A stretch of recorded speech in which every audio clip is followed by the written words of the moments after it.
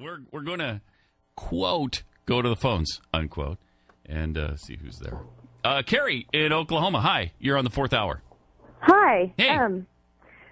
I don't want to say anything wrong. So Yeah, please don't. See, this is the Please world don't, you have to Carrie. live in when you're friends with Pat. This is what you have to deal with constantly, and it's hell. End quote. You didn't start the quote. No, though. I know. So you left the dangling quotation I there was that- ending the last quote. Oh, okay. Go ahead, Carrie. Okay. Unquote. Well, just wanted to say that I can see how they want to get people on the government rolls because once you're on them, it is so hard to get off of them. I'm 32. I've got a college degree. I've never been on assistance before, but I have a 4-month-old child, and I didn't have insurance for the first time, since college. And they put you on Medicaid. Everything's paid for. Put you on food stamps, and then you also get WIC. I mean, all these things, right?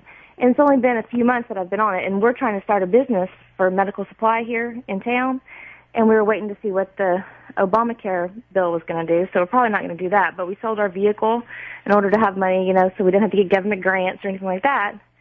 But you can make up to $1,984 a month with a 3-person home and still get $550 in food. And you can still get your Medicaid for your kids, and you can still get, WIC and all these things. And So it's much more than $500. That's just one of the payments is $500, and then you're also getting the health insurance and what else did you say? Food stamps and food stamps is $550 a month that we get, and then we also get also free the Medicaid. Free Medicaid, so also health insurance, which is about $1,000, let's say, a month. Okay. Right, and then you also get WIC, so you can get. I breastfeed, but you can get formula even if you're breastfeeding. They'll give you a breast pump, and then they'll pay in the summertime. They'll pay your cooling. By the way, I think we should start thinking about taxing breast milk because it's unfair that women should be able to feed their children when men can't. If you're a father by yourself, you have to pay for that.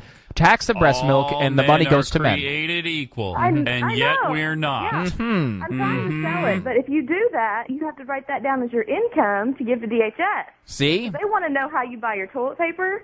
They want to know how you have paper towels. They want to know how you anything. They don't want you to get charity from the church or from your family. Or, No, they don't. No, they who's don't. buying your diapers? They want to know. Well, how do you buy shampoo? Well, how do you? I mean, we spend nothing. We don't eat out. The money that we are getting for food stamps, we went yesterday to Walmart and bought an entire cart full of canned beans, canned, everything, just like canned meats that you can store for 4 years. Because we don't plan on being on assistance very long at all. Because when Obamacare passed last night, we're like, okay, well, we're not going to do that business, so he's going to go back to the oil field, But he's been in school taking medical classes, to have more knowledge of the medical field and everything, and we've been in contact with the physicians here in town, and they all want it, and they want to help us, start it and everything, and now it's like, why would you want to go into anything in the medical field? Yeah, you probably wouldn't. And nothing, as long as that's, pretty much everybody needs help from time to time in their lives, whether that comes from their family, hopefully, or a church, or, in some cases, you turn to the government for a short time. Everybody, you might need a hand up.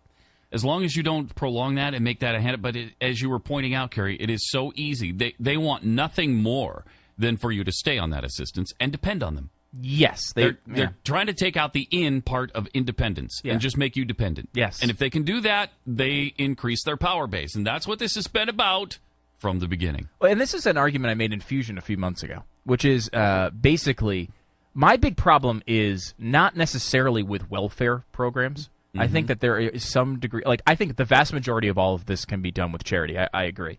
I think that if there's and I come up with sketched out a few requirements. You tell me if you agree with these. But if you're doing your best, whatever that is, if you're not living extravagantly, if you really need the help, and if it's temporary, I think the vast majority of conservatives would say, not necessarily hardcore libertarians, but the vast majority of conservatives would say, okay, there can be a spot for that person. Yes. To get some help on a temporary basis, particularly. But I think the larger problem is not necessarily even with welfare, which, as you defined essentially what she's talking about, assistance for the poor. I think most conservatives have some tolerance for that, even from the government. The problem is stuff like Medicare and Social Security, where even rich elderly people get free health care, where even rich elderly people are getting handouts from the government in the forms of Social Security that make no sense whatsoever.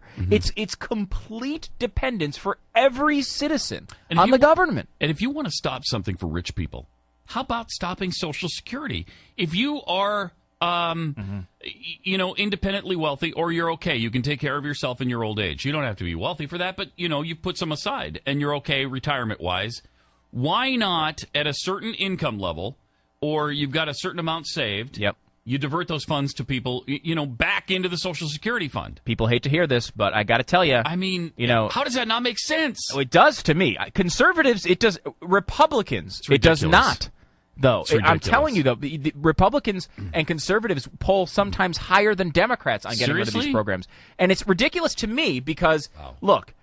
The idea is, the sell of it is, I've been paying into this service my entire life. But it's going to be gone anyway. But you're right, it's going to be done anyway. But why do we expect to get something out of Medicare and Social Security? What other government program do you get anything out of? I get nothing out of any of them. No. I pay into a lot of government programs, and rarely do I see any benefit from any of them.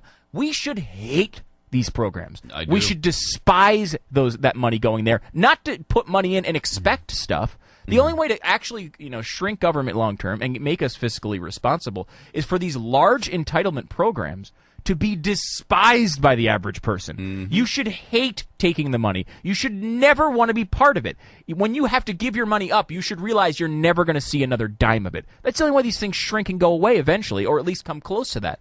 If the neediest people really need help when you're 90 years old, you can't go to work, you're living there, there's some argument for that. But there's no argument for Bill Gates to get Medicare at 70 years old. There's no argument for it. It's insanity. That's for sure. All right, we're going to share the outcome of a Glenn Beck prediction from 5 years ago? 5 years ago, Pat. Coming up in a few minutes on the Fourth Hour. This is the Fourth Hour.